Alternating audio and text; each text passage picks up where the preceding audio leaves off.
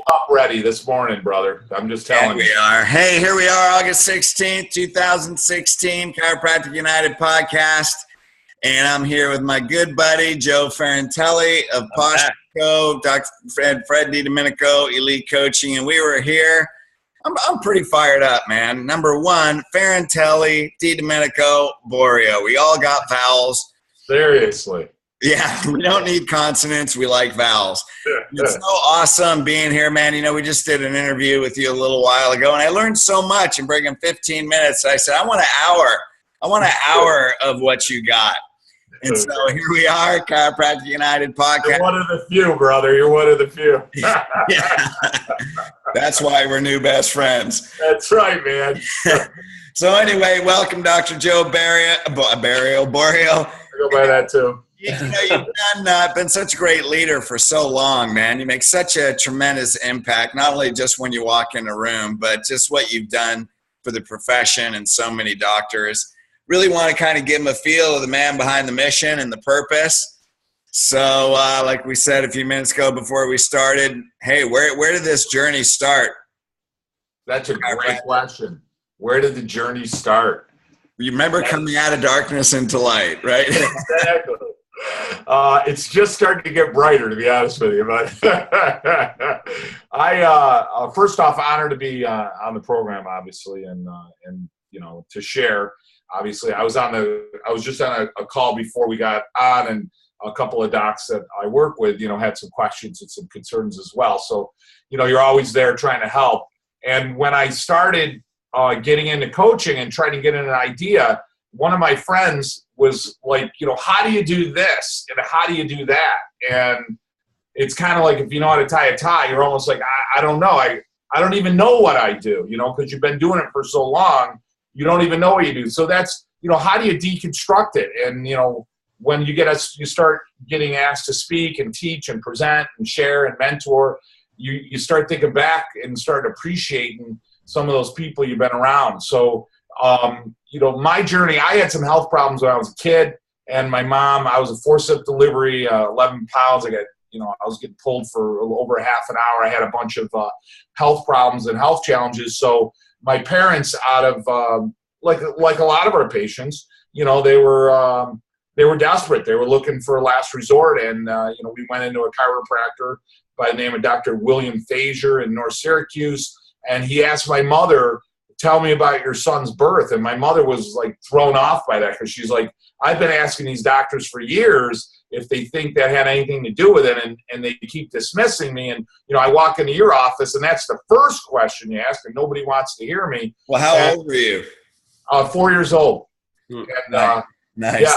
And so he started adjusting me, and, you know, without going into too much detail there, it's, you know, obviously a good story. It changed my life. My parents are Italian immigrants, so my mother and father said, wow, this is like unbelievable. We should go there because, and I always try to teach this now, because going to a chiropractor is good for you. You know what I mean? It's right. It's good it's just that simple. It's that freaking simple. It doesn't have to be the neck back. You don't have to attach it to you got sinuses or headaches and all that. I'm not saying that's bad, but I'm saying it's just, you can just say it's good for you to go. So my parents, we all went because it was good for us to go. So I had always gone, but it was never an event, as strange as that may seem. It wasn't an event to go to the chiropractor. It wasn't any different than going to the dentist. Sometimes I'm sure I didn't want to go, you know, brother, I don't want to go this month, whatever.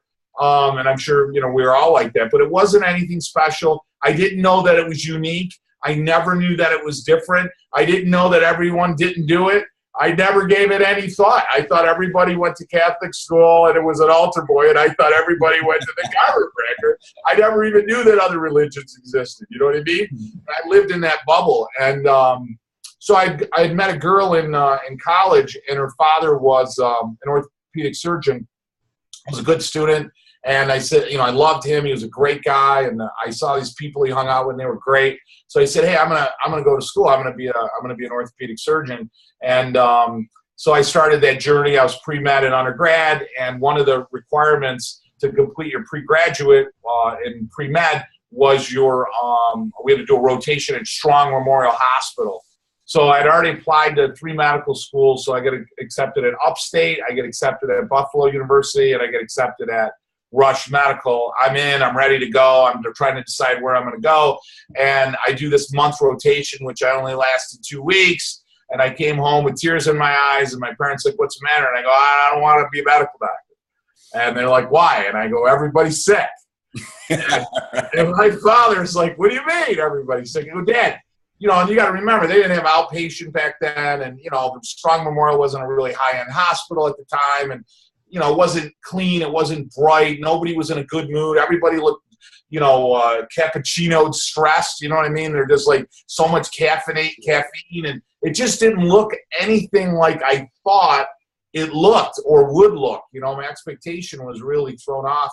And my mother says to me, why don't you go see Dr. Thaser and talk to Dr. Thaser? Again, non-event. And I went to talk to Dr. Thaser, and my mother knew probably before I knew. And I came home and I said, I'm gonna go to chiropractic school. And I was a good student. And I got, you know, great grades. And so I wanted to go to the best chiropractic school. So there was a school that was called National College of Chiropractic. It was called the Harvard of chiropractic schools. So, you know, I fell in love with that whole idea because I want to go to the best, you know, the elite, you know, school there is. So I go to National College of Chiropractic, and I get no chiropractic, you know, and I didn't even know it at the time, but I was just getting washed from any knowledge of chiropractic. And I get through, I mean, we're doing, and I kid you not, and maybe you guys have heard these stories, maybe not, but I mean, I'm in the downtown Chicago clinic, and I have a moment, and I had an epiphany. I got an applicator in a woman's rectum because I'm doing a colonic, and it was probably my like 12th colonic of the semester, and you know, and I'm like, what the frick am I doing? Like, what am I doing? I don't even know what I'm doing. We had a Dr. Gate, great guy. He was a Dabco, and, you know, referring everybody out. He was a wonderful guy, but there was very little happiness. There wasn't any joy. Everybody was kind of fear-based. It was very allopathic. And I came home from that experience less of a chiropractor than when I went into school. And I thought of working with a few people, and I was stubborn, and I thought I knew more and better. In a way, not an arrogant way, but in a prideful way. And I said, I'm going to open my own office. So I opened this own office, and my first patient was Elizabeth Boyke, and I was doing ultrasound on a heel spur. I had a white coat with a stethoscope around my neck. I'm not making this shit up. And, you know, and I'm over there. I never adjusted her, never looked at her spine. I was really a natural allopath is really what I was doing. I had a lot of supplements. I had all kinds of stuff. And I really important. What's that? Did you feel important with the white coat on? You know, I think I did. I think I had a big office with a big table and a big desk, and you know, that's the way it was kind of taught to me at National. And when I hung out with some of the doctors and I went into their offices, the chiropractors, that's the way their office was. So I don't even know that there was any forethought. It was just kind of copy what they did without even being conscious of it. And I really struggled my first year. I lost $24,000. I you know, was not doing well, and I went to my dad and mom and said, hey, geez, can you help me out? And my dad said, yeah, you know, certainly I'll help you out. And you guys all know when you borrow money from an Italian, that's never good because the interest rate's really high. And, and this payment, you walk with a little family. So my dad covers my loss, or my mom and dad did, and then the second year I'm doing a little better, and now I did half as good, I always say. So I only lost $12,000 the second year, and I said, well, I'm starting to figure this out, you know, because my dad's like, Jesus, Joe, I mean, you know, maybe you should go work with somebody, maybe you should work in another office, and coaching and mentoring, and you know this, Fred, yourself, and Joe, you know this, it was really frowned on in the profession, and it was really found out in National. And there was this guy that wasn't allowed to speak. It was named Reggie Gold. So a buddy of mine was a member of Coslow Management, which was a chiropractic coaching company out of New York City. And he said, you got to go. And he's been bugging me for a year to go. And I said, all right, I'll go. I'll finally go. 2 years later, you know, my pride was beaten down. Obviously, I wasn't able to figure this out. And the first day I went there, they had a guy by the name of Reggie Gold, and he had this flip chart with a black magic marker, And his first comment was, if 100 people walked in and 99 got better and one didn't, who are you driving home? Or when you're driving home that night, who are you thinking about? You know, and he said the frustrated chiropractor, the allopath, the doctor who's treating people, the doctor who's trying to alleviate symptoms, he's thinking about the one. And the natural chiropractor, the chiropractor that's focused on philosophy, that's focused on improving the nervous system, the flow of innate, universal, which aren't words that I was even familiar with. I didn't know what he was talking about, but they're focused on the 99. And he was enthusiastic, and he was passionate, and he was articulate, and he was fun, and he looked so happy. And I was like, I don't know what this guy's talking about, but that's what I'm looking for. That's what I want. I want that in my office. And that was my journey. I became a Reggie groupie. I literally followed him to Toronto. I followed him to Pennsylvania and Philly. And then weeks later, I was at Sherman College. And I was listening to him, and then I'm listening to, Giardi, and I'm listening to Grossman, and I'm listening to D'Onofrio, and I mean, holy mackerel, I'm listening to Sigafus, and I'm like, wow, I didn't even know who I was listening to, but I was like, this is unbelievable. I mean, they never talked back pain or neck pain. It was all about universal and innate love and the body and the natural healing, and I was always playing sports, and I was always into trying to be the best I could be physically, and it just, I mean, that was it. That was it. I didn't know what I was doing, but I was willing to fail. I was very coachable. I played a lot of sports at the amateur and professional level, so coaching was part of becoming better. So I was very comfortable with doing something wrong and willing to do it wrong in an effort to do it better. So that made me coachable by other mentors, other teachers. And then I worked with Fred Barge. I worked with Jim Sigafus. I worked with Reggie Gold. I worked with I mean, anybody out there, whatever they said to do, I did. I mean, I was on the phone with Jim Sigafus every 2 weeks. I paid him, I don't even remember, I want to say $500 or $600, and I would be on the phone with him for a half hour, twice a month. I did that, on and off for a few years, and I followed Barge around, like I said.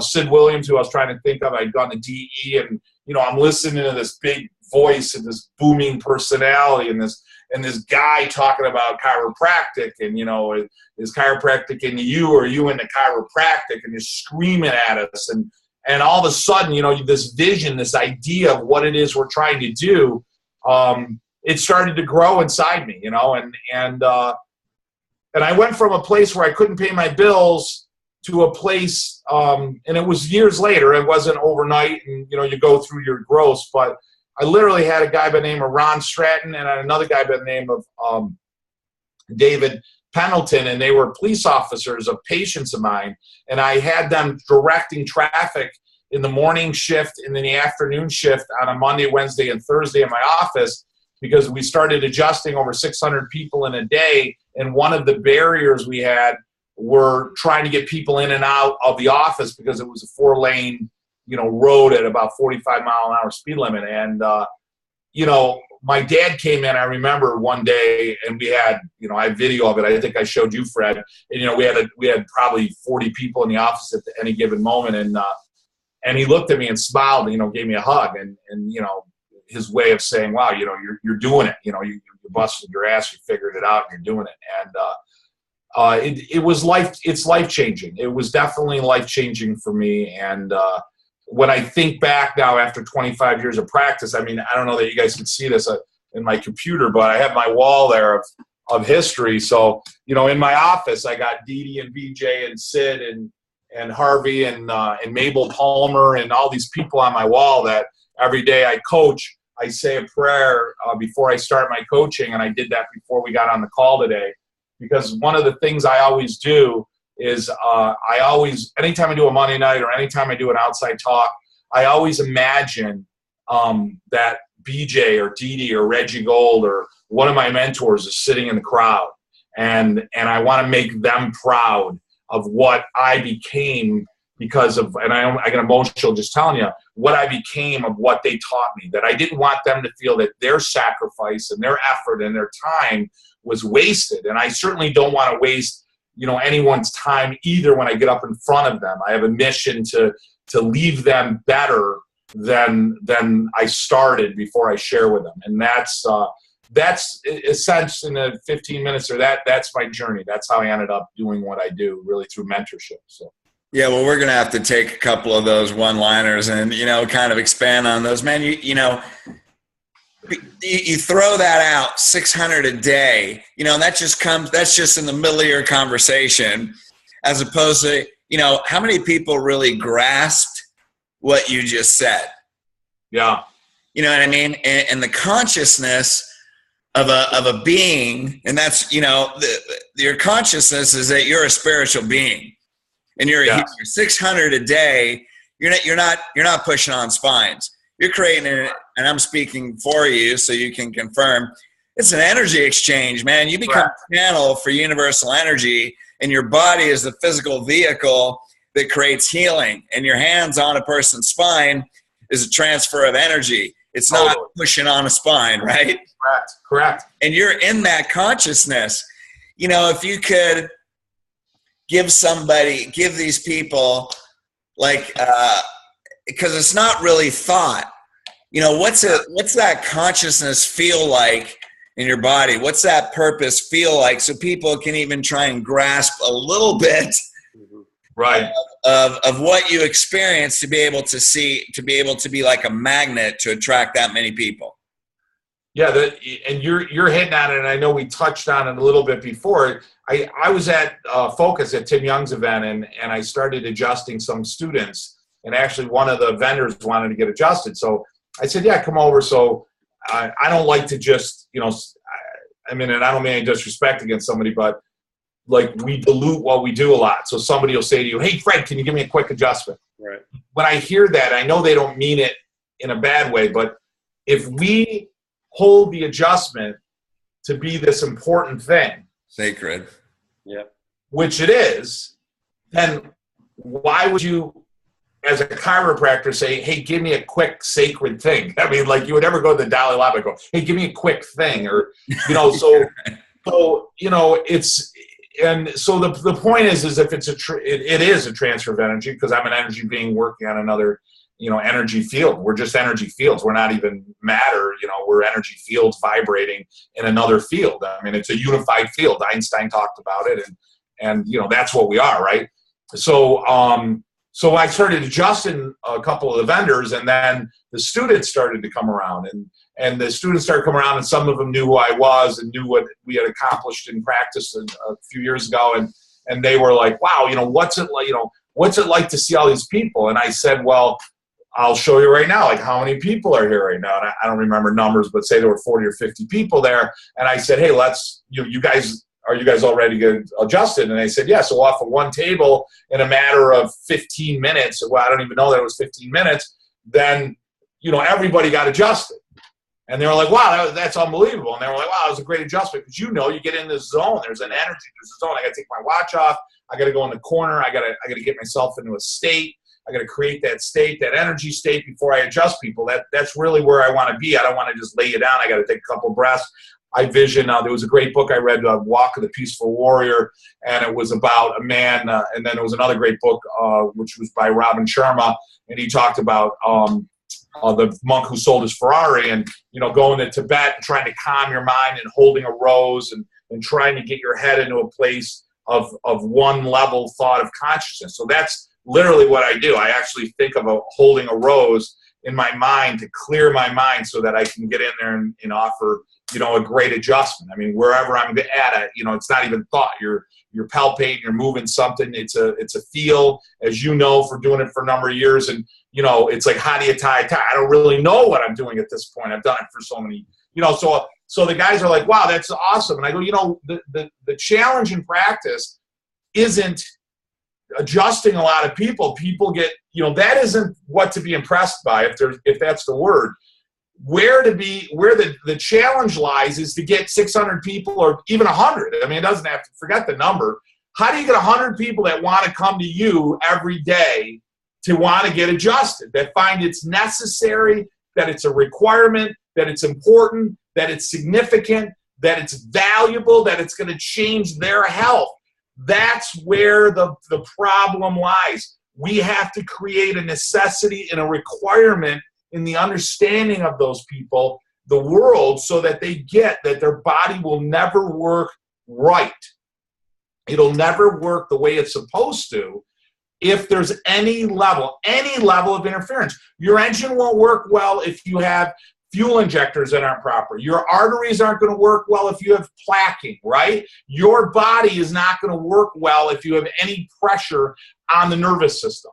And that's where we need to get them to understand it. And then when that nervous system, which expresses life, can then express, illuminate, allow the body to work better, you become a different person. You become a direct representation of the universe, of the universal intelligence. To go that deeply, that's exactly what you are. You are an energy field. Where does that thought come from? Well, I'm talking to you now. Where the frick does that even come from? I'm not really thinking about what I'm going to, like, where does that energy come from? Where does the mental impulse come from? It has to come from energy. It can't be created or destroyed. It already comes from a place. It's already there. You're just tapping into the vibrational energy that's already there, drawing it through your body, so you become a better conduit. And Didi knew this, right? What did he say? That the adjustment allows a faster evolution of the consciousness of mankind.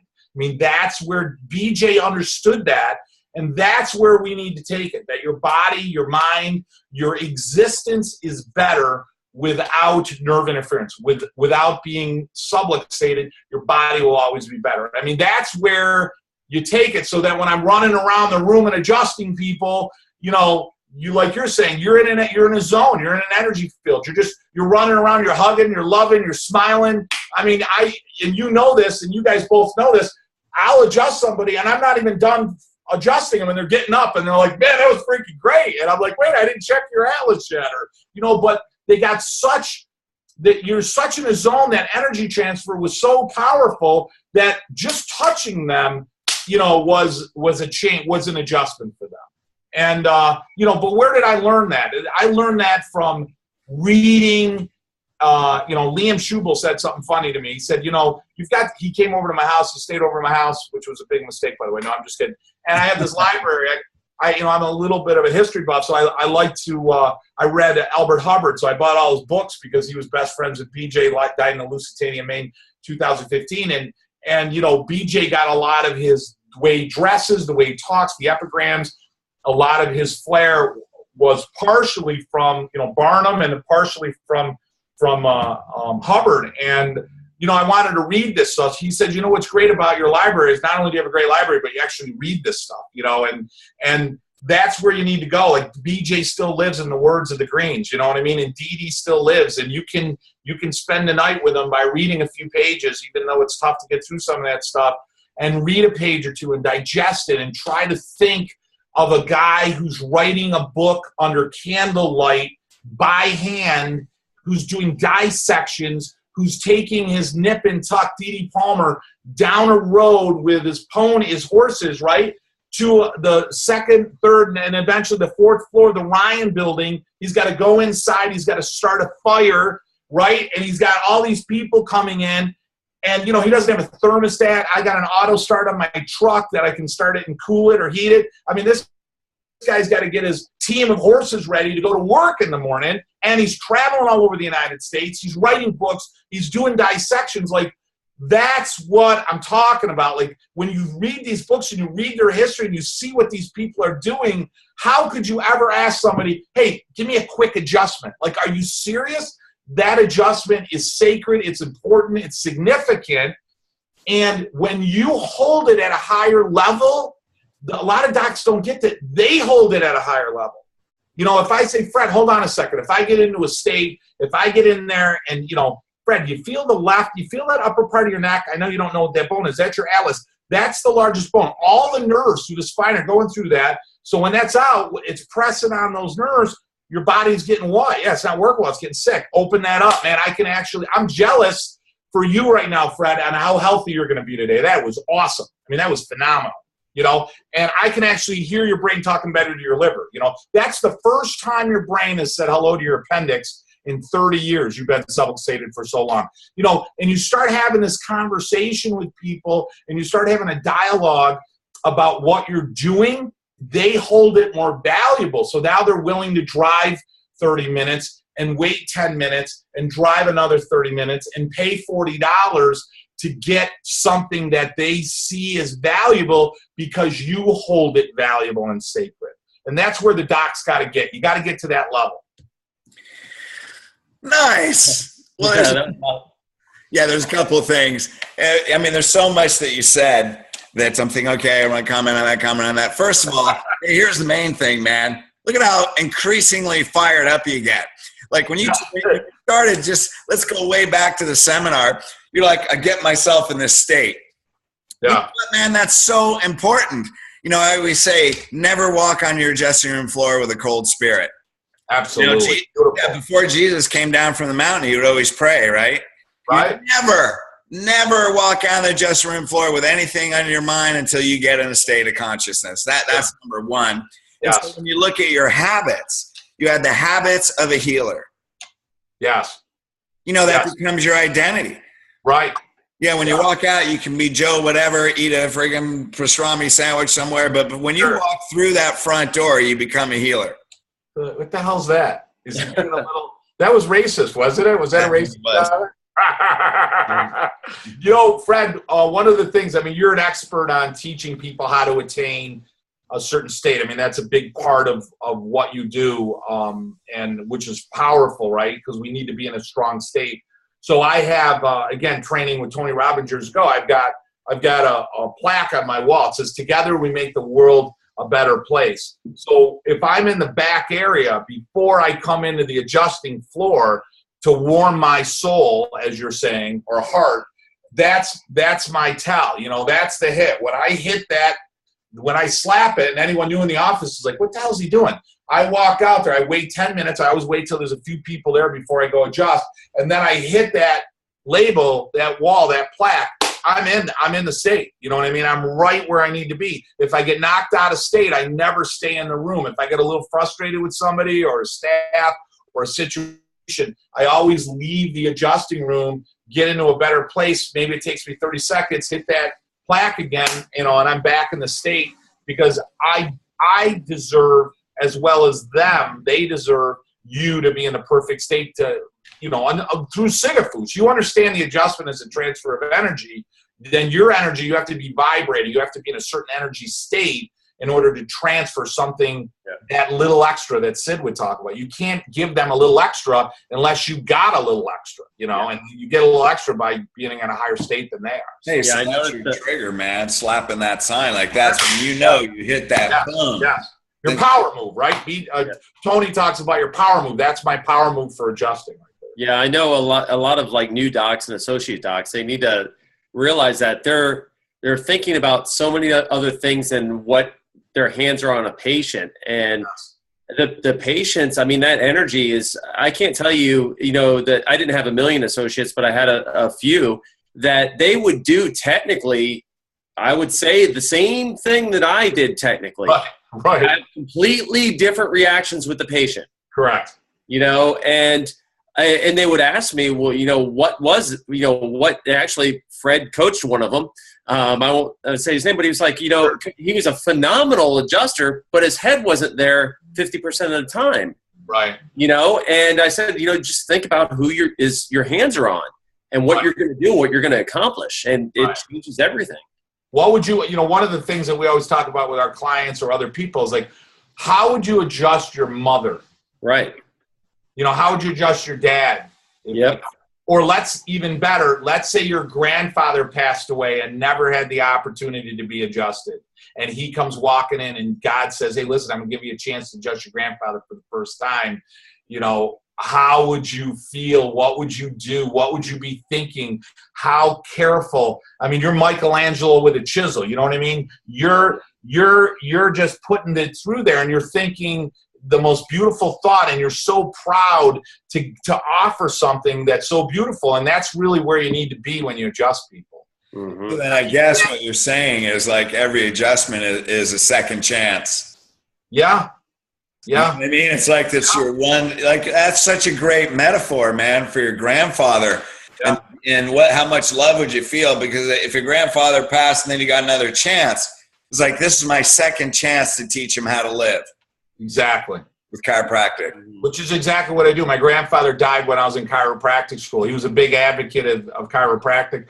He had gone for many years, and he was so excited that I was going to be a chiropractor, and he died in 1990, February 97. So I think of that. You know, I had a, you know, I don't want to make it all accolades. I mean, I certainly made a tremendous number of mistakes.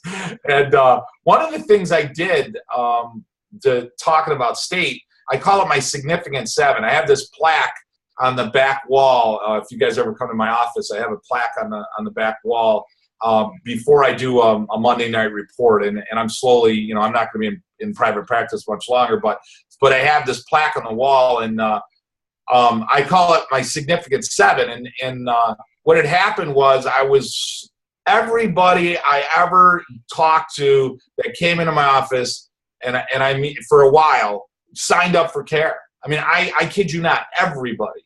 And there was this Monday night, I had 7 people there, and I mean, it was 99% of the people. Maybe they didn't stay with me for the year or for years, but they signed up on a Monday night, no problem, you know, and their spouse would come in, a percentage of that would come in, and it was almost easy for me. I almost, you know, and I don't know that it was cocky, but I got complacent, I think is a better way to word it. And I didn't get into the state I needed to that night. And I finished my Monday night, and I didn't have one person sign, and every single person dropped out of care that night. And so I cried. I went to my office and cried, and one of my staff was like, what's the matter? And you know, they wouldn't get it on my level, but I was embarrassed at myself. I was disappointed in myself, you know, whatever other emotions I had. So I swore to myself that moment that I put that up there. Within a week, I had that made. It's up by the little TV in the back, and that's one of the places I prepare mentally. And I say to myself, that'll never, ever happen again. I will always be where I need to be, because there's 7 people who left that maybe were now turned off with chiropractic, or certainly didn't get the message, or I wasn't at my best, and maybe they'll never get adjusted again. And that's because I screwed up. So you know, I had that plaque. I have a picture of my father, BJ, Dee Dee Palmer, Harvey Lillard, Mabel Palmer. I have pictures of them all over the office. I have them on the ceiling. And so it's easy for me to imagine them being in my Monday night, and I picked different ones. And I got that actually from Napoleon Hill. If you ever read the book Outwitting the Devil, he talks about he would have meetings with all the greats like Napoleon and Abraham Lincoln and Thomas Edison, and he would imagine this. What would he say, and how would he act, and what would he gain from those conversations? And it was really from reading that book that I came up with that idea, like, hey, I'm going to put them in the room to raise my state, to always make it serious. How do you get to that level? That's how you do it, man. How would I act if my mom and dad were there? Like, I'm going to act differently than if they're not there. You know what I'm saying? So if Dee Dee Palmer's in the room, I'm like, damn, like I better make sure I'm doing the best job I can. And that's certainly what I do every Monday night. So, dude, that's so awesome. That is. Well, and you know, the main meteor message, you know, you're talking about universal intelligence and the quantum field and all these things. You know, although that may be vocabulary that people may not speak in their office, the bottom line is you taught one thing. It's like, you're great at one thing. Principle. Right. You taught people one thing. I mean, you may say different things. Hey, right. That's the first time your brain's been talking to your appendix in 30 years. Sure. But it's one thing. Right. There's so many people that dilute their intention. Right. That's why they struggle. I mean, you saw 600 a day, and I think you told me you had days where there was 1,000 on your schedule. You just couldn't see them all. Correct. Yeah. We actually printed out a whole bunch of those days. Wow. As I told you, I'm starting to, I'm starting to prepare for a change in my life, if you will, where I won't be, in the office adjusting people all the time. So I wanted to grab those recordings, and I wanted to grab that stuff, and I wanted to, keep it just as a validation, as a memory, as a lot of times you hear people say certain things, And I just want to, have that to demonstrate that, hey, these things happened and it was great. It was a wonderful time for us in our practice. So. That's amazing. Well, yeah. And so the principle is, man, don't complicate it. Keep it simple. I remember way back in the beginning, the five pillars of health or whatever. And then it's like, fucking teach, pardon my language, one freaking thing. Right. If we're going to see them, they're going to learn one thing and they're going to learn it better than anybody else. And absolutely, your practice goes through the roof. Listen, it doesn't nullify the necessity of a freaking dentist because they're going to a chiropractor. So it shouldn't nullify the significance of nutrition or exercise. Like, that's great. I always tell docs, I think it's an insecurity. It's an internal validation. It's maybe a lack of feeling whole. You want to be the doctor for everybody. Like, if you went to a dentist and you're laying in the chair and you say to the doc, listen, doc, I mean, I know I got a problem with that tooth there, but when you're done, could you take a look at my knee? I think I did something this weekend. Like, the dentist is never going to look at your knee. 2, the dentist isn't going to leave the office and go, oh my God, like, this guy asked me about his knee and I didn't remember the anatomy and I didn't remember McMurray's test and, oh my God, and it's not going to change. He's not going to go, Jesus, I better take some courses this weekend and learn how to check knees so this guy thinks I'm a real doctor next time somebody asks about his knee. Like, it's not even a neuron firing off in his head. You know what I mean? So we got to get to the point, like you're saying, the one thing. Yeah. There's orthos, there's therapists, there's other people that do things. It's great. I'm not trying to knock anybody, I swear to God. But you want to be awesome, and you want people to come from all over to see you as they should. Then you got to do, just like you're saying, Fred, you got to do the one thing. What we do is the adjustment.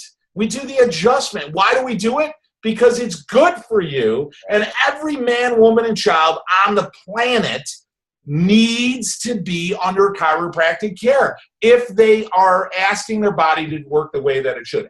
Without question, that's where it needs to be. People may flicker at that. I say, well, let me ask you a question. Do you think everybody should brush their teeth? Without hesitation, they're like, yeah. Oh, what's chiropractic good for? You guys say it's good for everything. Well, let me ask you a question. Do you ever take a multivitamin? Yeah. What's it good for? Right? They don't. Well, it's good for everything. Well, could you tell me how vitamin B6 pyridoxine works at the mitochondrial level, on the biomolecular level, how it creates a change in an easier transfer of the electron and NADPH during the glycolysis cycle? Could you explain that to me? The average person is not even going to know what the hell you're talking about. Yeah, right. But they have full faith in taking the vitamin. You follow what I'm saying? We don't need another chiropractic study. Everybody's waiting for this miracle study to come out to say, look, I mean, I can show you a study on 1980 from Spine that shows a slight deviation in the lower cervical thoracic regions causes compression of the spinal cord, leading to 14 years off your life. I mean, what other freaking study do you need other than that one? You're going to die 14 years sooner because you're crooked. And you're all crooked, so you got to get adjusted. Like, what are you waiting for? There's not going to be a miracle study. Do you need a study that shows that pressing on your nerves disrupts how they work? Really? I mean, we don't need a study for that anymore, right? So we know that. We know the spine, when it's out, disrupts it. The science is there. Stop trying to overthink it and trying to over-explain it. You're not going to make them chiropractors. All they got to learn is that, crooked is unhealthy and straighter is healthier. And you teach them that. You ask them the question. Everybody knows what chiropractic is. Hey, Fred, what's your brain do? Everything. How's it communicate to your body? Sends messages. If your spine's out, what's it do to the spine? Presses on them. What happens to the messages? They don't get there. My job is to what? Get the pressure off and then keep it off, right? I'm a big toothbrush and dental floss every time you come in to keep the pressure off so your brain can communicate better to your body, which is going to make you what? It's going to make me healthier. Exactly. Tell me what I can do to get your wife in, because she hasn't been in to get checked yet. Neither of your kids. What can I do to help you so we can get them in and at least get them checked? That's how you do it. It isn't any more complicated than that. Dude, I want to come and see you tomorrow. No. I'm all fired up right now. I'm great what we do. I'm almost ready to go back into practice, Joe. Yeah, Yeah, dude, I'm serious, man. You know, that's so cool and you just get more and more fired up, which shows your conviction, you know, and that's why you do what you do, man. One thing, be the best. I mean, I totally get it. So hundreds of people a day. Let's continue with our timeline a little bit. And it's like, man, your purpose expands. You know what I mean? I mean, we're all doing this because you're in practice. Joe and I aren't in practice anymore. So at some point, your purpose expands. You form Chiropassion. Tell us about what you're doing in your group. Yeah, well, you know, Fred, this is what happened. I started to have these buddies of mine from school started to come to my office and say, what the hell are you doing? You know, and I'm like, what do you mean? And I'm like, well, come on in. And it was funny when my friends came in, and I would have done the same thing if I was them. I would have been exactly the same, so I'm not judging them. But they're coming in and they're looking at, like, your bet pen. They're looking for, like, okay, what is what's this guy doing that's making everybody come in? You know what I mean? It's got to be the table. It's got to be his pen. Yeah, because it's not Joe. I know him too well. Right. Yeah. Let me see your business card. You know, and I'm like, what? Like, I remember, and I'm like, no. This is, so isn't it sad? And again, I'm not saying it out of judgment because I was there. Isn't it sad? We're taught that the powers comes from within and expresses it without. Yet every other area in our office, in our life, we live our lives allopathically, right? You take a guy that's not doing well in practice. What's he do? He looks outside of himself to solve the problems of the practice rather than looking within, right? So what do? We market and we start doing all these things when, wait a minute, stop. They don't care what table you're using, and they certainly don't care what adjustment you're doing. They don't care what freaking technique you're using. They care whether or not you're going to express value in their life. So I started to realize that, wow, these guys are looking for gimmicks, you know, so I gotta do something different. So I started to do kind of what Billy DeMoss does. I started doing that DC Clubhouse. Did it every couple of months. You pay $500-600. You'd come in. I'd spend a day with you in my office and show you things I was doing. And that, you know, that didn't make a change for anybody. They might bump up for a month or something like that. But nothing was lasting. And I said, you know what, forget it. And then I'm not going to do it. What am I trying to do here? And then I had a couple of buddies of mine that left the profession. Michael Peretti, who's one of them, he went into pharmaceutical sales. I mean, you know, and I don't say that out of judgment. I was like, oh my God. And then I saw a couple other buddies of mine struggle. I saw one lose his practice. And that was really the impetus. That was really, you know, I got to do something. I felt like I needed to do something to show people, because at that point it was easy for me to do what I was doing. You know, it wasn't to get started. It was tremendous amount of work. But once you get good at it, it was easy for me. So then I start this idea, and I'm sure you guys went through this yourself. So I start Chiropractic Consulting, and I'm like, okay, this is it. I'm going to record what I do. I'm going to show people what I do. I'm sure Chris Zano, same thing, right? He does the Zano experience. I'm going to show everybody what I do, and everyone's going to be able to go back to the office and do it. And then you're like, nobody can do it. And you're like, what the hell? I'm showing you what I do. This is exactly what I do. Here's a video of me doing it. You can videotape it. You can videotape me doing it. This is exactly how I do a day 1 or a day 2 or a day 3 or a missed appointment or adjustment, as we call it, or a first missed, or how do you do a reeval, or how do you handle step overs, or how do you handle resigns? Like, it's all recorded, and no one is able to do it, or very few people. And I'm like, okay, well, this whole idea of coaching, this isn't working either, you know? So you learn that, yes, they need the logistics, but what's holding people back almost always, and I use this example with you, Fred, on our last call, is the glass. You know, if I take 10 gallons of water and I put it in a 100-gallon glass, I got 10 gallons. If I put 50, I got 50. I put 75, I got 75. If I put 100, I got 100. If I put over 100, that's all the glass can take. That works everywhere in physics, biology, chemistry, universal law, but it doesn't work in a chiropractic practice. I can dump 200 gallons, 200 patients in your practice, and you're still seeing 50. Why? Because you got to work on getting a bigger glass. You got to work on you. You got to work on your mission, your purpose, your why. Why the hell do you even go to the office in the morning? Why do you put your hands on somebody? Like, a lot of times people don't even ask that question. Why are you putting your hands on somebody? What's your intention? What's your objective? What are you hoping to achieve in that moment? Like, what the fuck are you doing right then? Like, think about it. And if you're just trying to appease them, if you're just trying to make their backache go away, that doesn't make you a bad person. But the mindset of the average chiropractic practice is, you know what? It's destined for new people, because what you're doing is you're allopathically approaching it to where your neck hurts. Now it doesn't hurt, you're going to go. Your neck hurt, now it doesn't, or hurts worse, you're going to leave. If it doesn't get better, you're going to leave. So no matter what the outcome, you're setting them up to leave because you haven't taught them the principle of what it is you do. Forget the neck and back pain. You know, just forget it. The neck and back pain are only a manifestation of the problem. If you had a heart attack, right? If you had a heart attack, do you want the doctor to go, listen, you're in a massive heart attack. Now, Joe, tell me exactly. You said it's going down your arm. Tell me, is it in your pinky, your ring finger? Where's the pain exactly? Like, who gives a shit at that point, right? You're having a heart attack. So why do you care? Let me ask you, Fred, is it in your calf? Is it on the outside? Is it on the inside? Does it bother you in the foot? Is it in the hand? Who cares? It doesn't matter.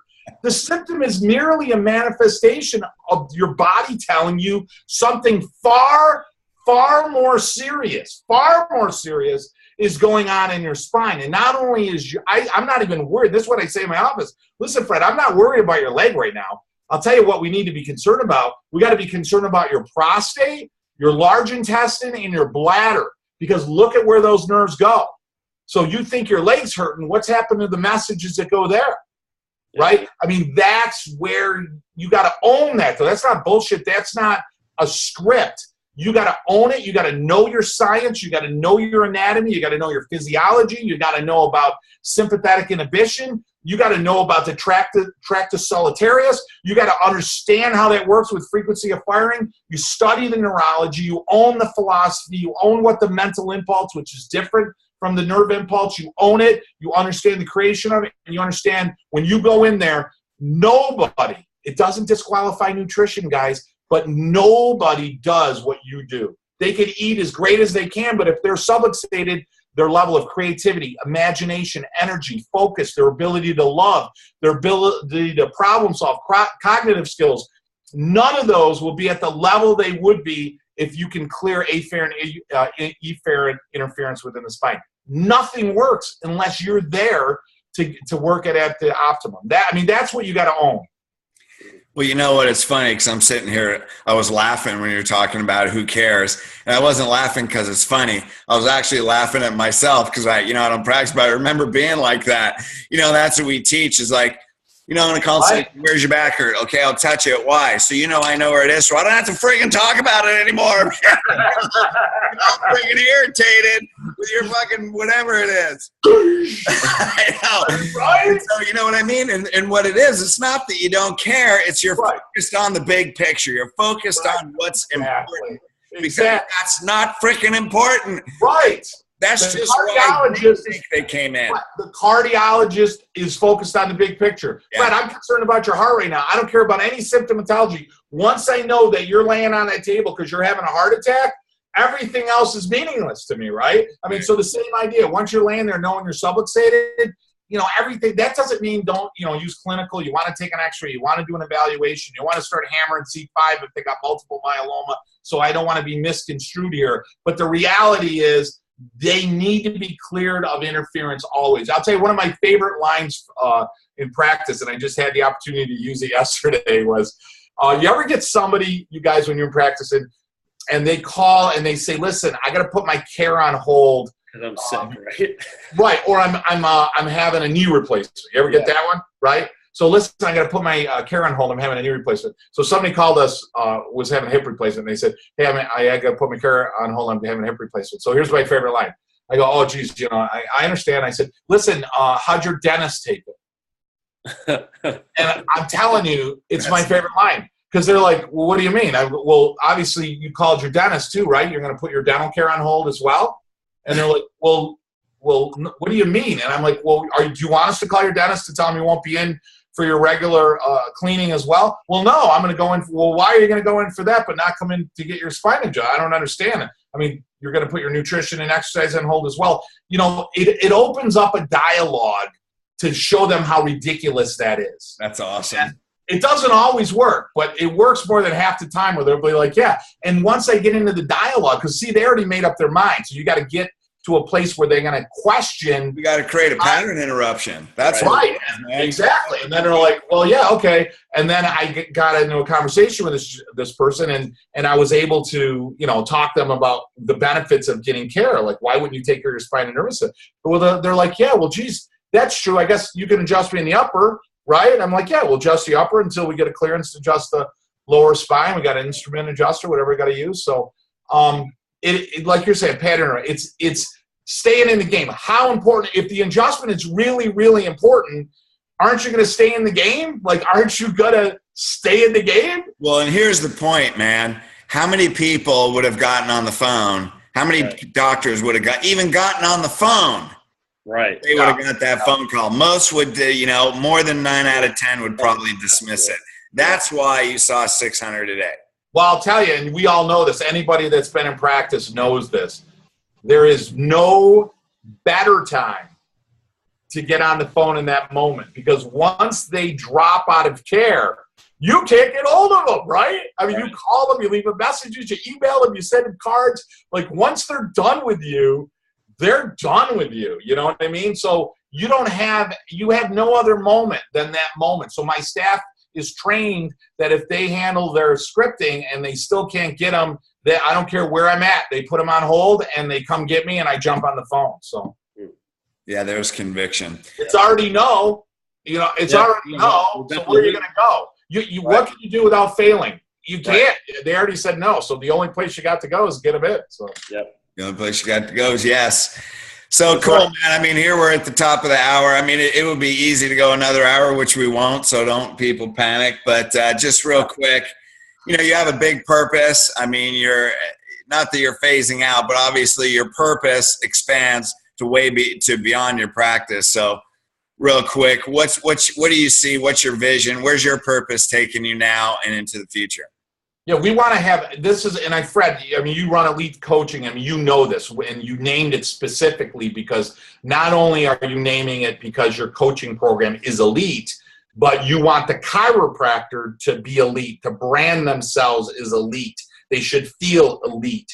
So I feel exactly the same way. I mean, we're cut from the same cloth. So chiropractic consulting is just that. It is achieve, it's master, it's excel. We want to have 1,000 chiropractors that are, when I say kicking it, I mean kicking it. I mean people that are married, that are happy, that have beautiful families, they're healthy, living a chiropractic lifestyle, but also they're killing it in practice. They're killing it financially. They're able to have massive success. And by creating that beautiful model, that's what we're going to do to attract the masses to not only for chiropractic care, but for chiropractors. You want a potential student, a potential chiropractor to look at you, and I know you've had it, Fred, 1,000 times, and go, dude, I want to be you. I want your life. I want to do what you do. I want to be you. And we have to make ourselves attractive in order to do that. And by, you know, I think certainly what we do is it resonates with a group of docs out there. And for those docs that we resonate with, you get hold of Chiropractic Consulting online. You set up for 1 hour events. You come, you check us out. If we resonate with you, great. If not, I send them over to you, Fred, or you know, my Plasker. My God, there's so many of us, right? I mean, there's so many great guys out there. David Jackson. There's so many wonderful people that are out there coaching, that are trying to help people do a better job. And I may not resonate with everyone, and you may not resonate with everyone, but I tell you, if you aren't being coached, and I know you agree with me, and I'm not trying to plug myself, if you're not under some type of mentorship, you are wasting your time. You're missing on dollars and lives, and I mean lives lost, because you're screwing up over and over and over. And that gift you only got so much freaking time on this planet. Why not do that? You didn't become a chiropractor on your own. You didn't learn to play baseball. You didn't learn to play softball. You didn't learn to swing a golf club on your own. Why would you take one of the most sacred trusts of the chiropractic adjustment, the philosophy, the business, the practice of chiropractic, and try to figure it out on your own and waste 10 years of your life? Not only your life, waste the 10 years of people who came in to see you and waste their lives as well. It doesn't even I can't even understand it. It doesn't even make any sense. So how do people, let's officially give it to them. How do people get a hold of you, look at Chiropassion? what's the best way? Phone number, website? Go ahead. Yeah, absolutely. The easiest way is you go right on the website, chiropassionconsulting.com. You go Joe Borio on Facebook. There's Chiropassion Consulting Facebook. We're on Pinterest, Instagram. We got a blog, and we got a YouTube channel. If you like some of the things we share, jump on YouTube. There's probably 30, 40 videos. It'll teach you a few things. It certainly gets you to resonate with me. And if you're like, wow, I like how that guy talks. I like how he communicates. All the connections are right there. You click it, bam, it gets you right into my office, gets you to one of our events. We got an event coming up October 7th and 8th in Chicago, which is going to be awesome. And we do included in our program. You get to come to my office, train in my office. We do mastermind. I mean, you name it, we do it. And you do a one-on-one coaching call with me for years if you want, if you can put up with me for a long time. Right on. Cool. Then we can, break some bread and eat some meatballs. So I can't wait. I'm coming out of your event the week after, right? Yeah, October 14th, 15th, man. Yeah. I'm fired up, dude. You're that's going to be an honor. And then we got a big surprise with you coming out to our event in Fort Lauderdale, which is going to be great. So awesome. Well, hey, man, thanks so much, Joe. I know we kind of cut you out of the picture. No, I was just listening. No. Like I said, I'm ready to go back into practice now. Woo! Yeah. So anything you want to say, Joe Ferrantelli, wrap this up? No, it was just it was great hearing you, Joe, and definitely have to have you back on again here in the future for sure. Well, it's an honor to be with you guys. It's great to be with, and I know you guys feel that. Isn't it great to be on a call with some docs and like it's so normal, like we're all normal with each other. Do you know what I mean? We're all like, you just feel normal. It's like you're around some people and you all feel exactly the same and you're all passionate and your thinking's the same.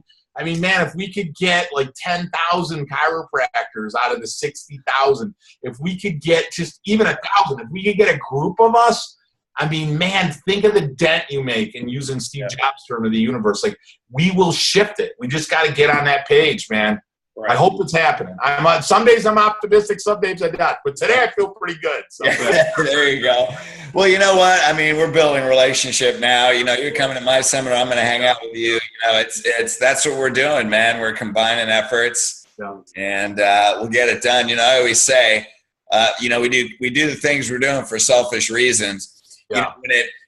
Just real quick, this is kind of a stupid statistic, but it's significant. Gallup did a study. 14% of Americans use chiropractic. 70% think it's about neck and back pain.